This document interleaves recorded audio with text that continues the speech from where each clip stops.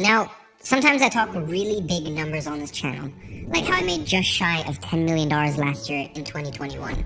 But the issue is I understand for some of you, these numbers might seem out of reach. So that's why in this video, I'm going to recount my 3-year journey I went on to make my first $100,000 by the age of 17. And in fact, I'm actually going to show you guys screenshot and evidence that I've never shown anywhere else before, and some of which was actually quite difficult for me to look back at and actually made me a little emotional. Now, it's funny, you can actually look back to 2017 and I actually made a video about my 3 reflections making $100,000 at the age of 17. If you even see the way that I talk, you can tell I'm just not as confident. I'm just a little bit more monotone. You know, I just hadn't fully stepped into the man that I wanted to become yet. But I had my first few tastes of success. And you know, in that video, it's funny, I literally talk about how my agency is on track to make $100,000 in 2017. I actually ended up doing $200,000 profit in 2017 from my agency. But as I said, that's not really important. What's important is the 3 years before that. So I'm going to share with you guys a story of doubt, struggle, pain, embarrassment, feeling a little lonely, feeling a little confused, feeling a little stuck, and hopefully it gives you some insight on your journey to your first $100,000 and make sure that you accomplish it a lot quicker than I was able to do it. So the story starts back in 2014.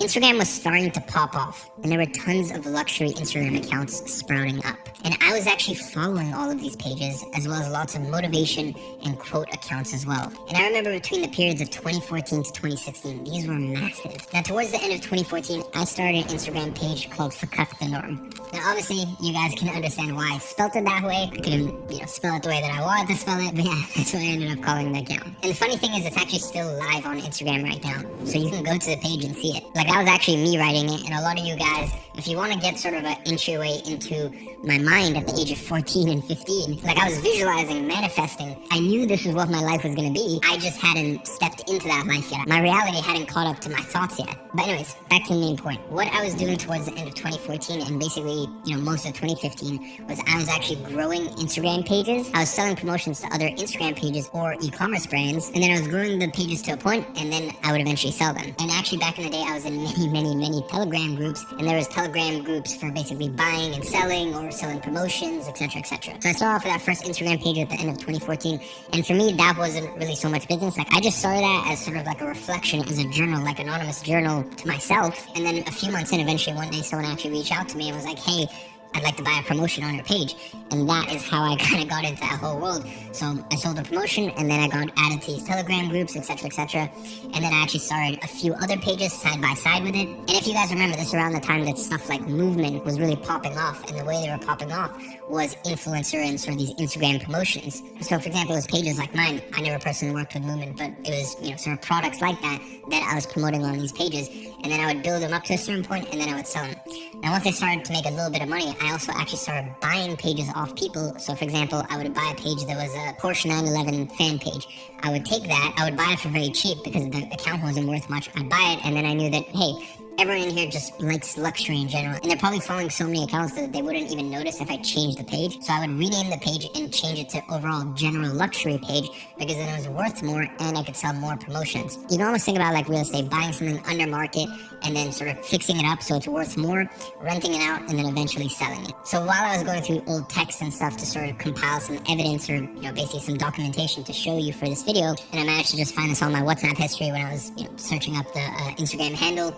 So I actually sold the account for £1,000, which back then was around $1,400. And as I said, that initial page wasn't worth anything because it was really just like a sort of journal quote account, but some of the more luxury ones were worth more. That is basically what I did with Instagram accounts back in 2014, 2015. So between everything, it was around $10,000 I remember I made in that period. Obviously, I don't remember the exact numbers, but it was around $10,000 profit that I made from that little venture. Then basically what happened is, 6 months after I started that, accounts were selling for like 1/5 of what they were selling for before, and same thing with promotions.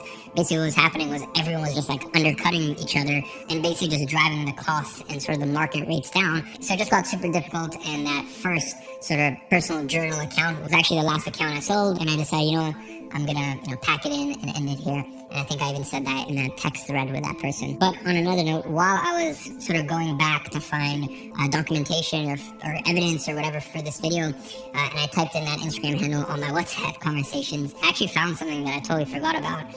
It was one of my best friends sending me a parody page of my Instagram. And basically what happened was some kids in my school found out that I had this page, and at that point I was a little bit more open about it, like, hey, I've got this business sort of, running and flipping Instagram accounts and stuff like that. I was making, at that age, pretty good money at the age of 15. But yeah, quite frankly, they didn't care. And the reason I wanted to throw this in is because I think some people look at me and they're like, he's superhuman, or, I could never get to that point in life. And I want to make something very, very clear with this video. I am no different to you whatsoever. What you are looking at is someone who's been tirelessly working on themselves for 8 years.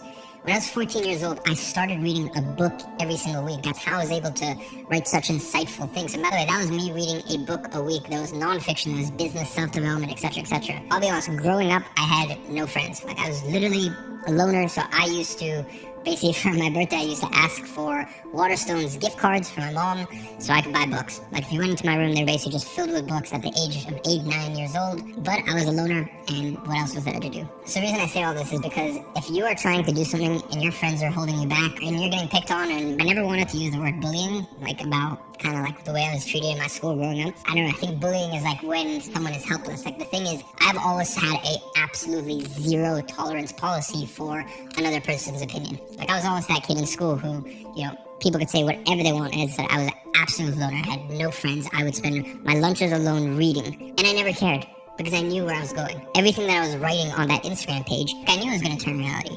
And of course it hurt, and it wasn't nice having like all these people say this stuff to me in school, and making mock accounts while I was literally making an income at 15 years old. At that point, once again, to support me and my single mom. And of course it wasn't nice, but then again, these are probably the same people who called me lucky when I built 4 schools for 2,000 children with zero fundraising, all with my own money by the age of 21 before they even finished college. So just to understand, when you're watching my videos, I am you. You are me. We are no different. There's nothing that I did that you cannot do. I just stuck to the plan for long enough. And if you do as well, I guarantee you'll make more than whatever I've done, 25-ish million in 8 years. You'll probably put me to shame by then, so I guess back then I had no one to tell me this, so I just want you to know that I believe in you. Now, anyways, with all that out of the way, as I said, that whole Instagram thing basically kind of fizzled out because people just kept undercutting each other and whatnot.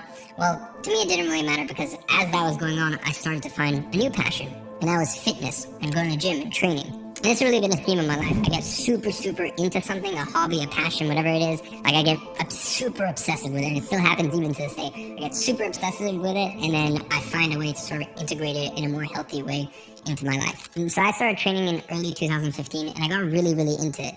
To the point where I actually would find people on Instagram that had, certified personal trainer in their bio, and I would reach out to them because I wanted all the NCAA books and the material and basically everything I needed to become a personal trainer. Even though I was 15, I couldn't become a personal trainer for a long time. And I studied so much, and I started networking with personal trainers in different gyms, really just to find out what does it take to become a high-level personal trainer. And then what happened was, my girlfriend at the time and the few friends that I had back then, their parents would invite me over to lunch. And basically I started selling their parents on personal training services, and I would literally sell them on 3-month packages. So as well as 5-6 people that I networked with in the gym and actually sold them as well, I ended up making my next $10,000. So that brought me up to $20,000 at around the age of 16. And what was really important is I didn't just sell them on personal training services. I also gave them extra PDF guides. I gave them extra tech support. I gave them sleep analysis.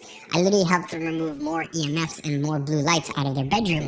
Like, I made it this holistic thing. And this is a very important business lesson for me that would translate later on in my career. And I realized that it's not about trading time for money. People don't want your time. People want a predetermined result. And if I wanted to make more money, I needed to focus instead on selling people this result rather than, what I'm going to do to get there. So instead of selling people on like, hey, you're going to get X amount of hours with me, which was true, they still got that. Instead, I bundled in all this other stuff to make sure that they had more conviction that I was actually going to be able to deliver on that for them. So I ended up doing that for another 9 months until I found my next passion.